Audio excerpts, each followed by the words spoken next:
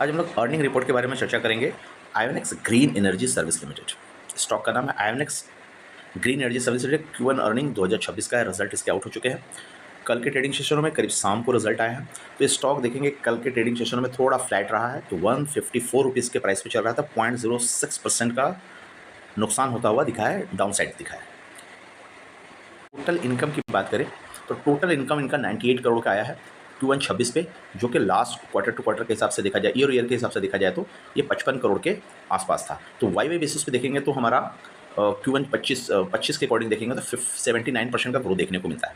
यदि इबिटा को देखें तो 48 करोड़ का निकाल के ला रही है FY 26 में, जो कि वर्सेस अगर देखा जाए कि QI 25 के अकॉर्डिंग तो 30 करोड़ का था। तो यहाँ भी इबिटा के बोल के तौर पर देखा जाए तो 61% का ग्रोथ वाई बेसिस पे देखने को मिल रहा है।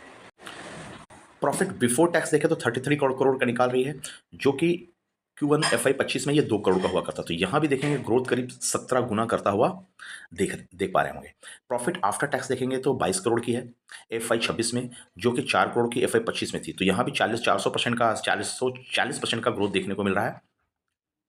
एंड पैट देखें तो 44 करोड़ की निकाल रही है FY 26 में, जो कि 18 करोड़ का हुआ करता था FY 25 के अकॉर्डिंग Q1 में। तो यहाँ वाई बेसिस पे 140% का पैट भी ग्रोथ देखने को मिल रहा है।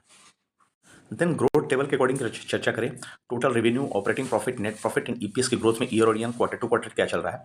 तो यहाँ देख पाएंगे ईयर और ईयर पे देखिएगा 78% का ग्रोथ है। ईबिट में ऑपरेटिंग प्रॉफिट थोड़ा नुकसान चल रही है, 68% का नुकसान चल रहा है।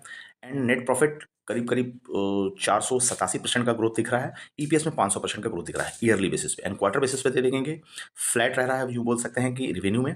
एंड 600% का ग्रोथ दिख रहा है ऑपरेटिंग प्रॉफिट पे। नेट प्रॉफिट में करीब 296% का ग्रोथ दिख रहा है। ईपीएस में 300% का ग्रोथ दिख रहा है। एंड रेवेन्यू देखें कितना आ रहा है तो 96 करोड़ के 98 करोड़ के हिसाब से रेवेन्यू में ऑपरेटिंग प्रॉफिट करीब 6 करोड़ का आ रहा है। तो यहाँ बोल सकते हैं 10% से नीचे का ऑपरेटिंग मार्जिन दिख रहा है।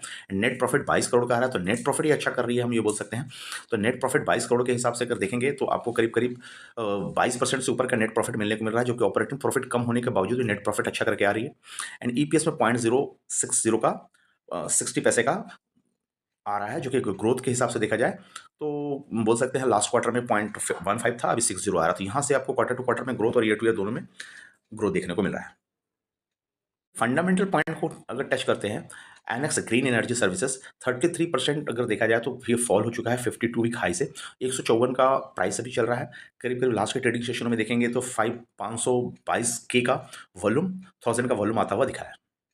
फंडामेंटल स्कोर के बारे में देखें तो फंडामेंटली हाई, फंडामेंटल स्ट्रेंथ इसका अच्छा दिख रहा है। वैल्यूएशन के थोड़ी थोड़ी हाई दिख रही है।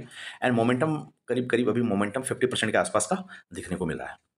पी के अकॉर्डिंग देखें तो पी बाइंग जोन पे है, पी बहुत ज़्यादा नहीं है। तो पी के हिसाब से अगर देखा जाए तो ये अंडर वैल्यूड दिख रही है।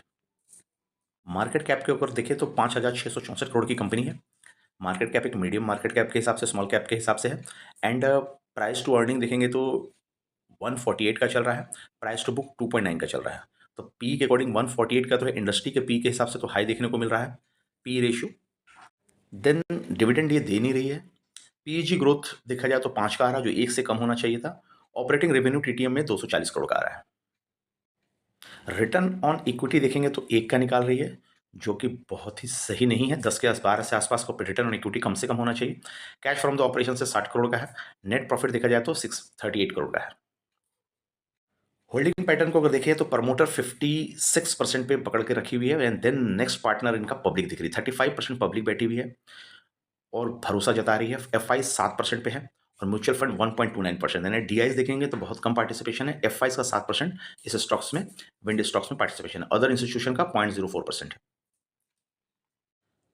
तो थैंक यू फ्रेंड्स, अभी तक के लिए इतना ही। बाकी नेक्स्ट वीडियो में कमेंट्स करें और इस स्टॉक का एनालिसिस, आपको डीप एनालिसिस के लिए कमेंट्स जरूर करें। Thank you.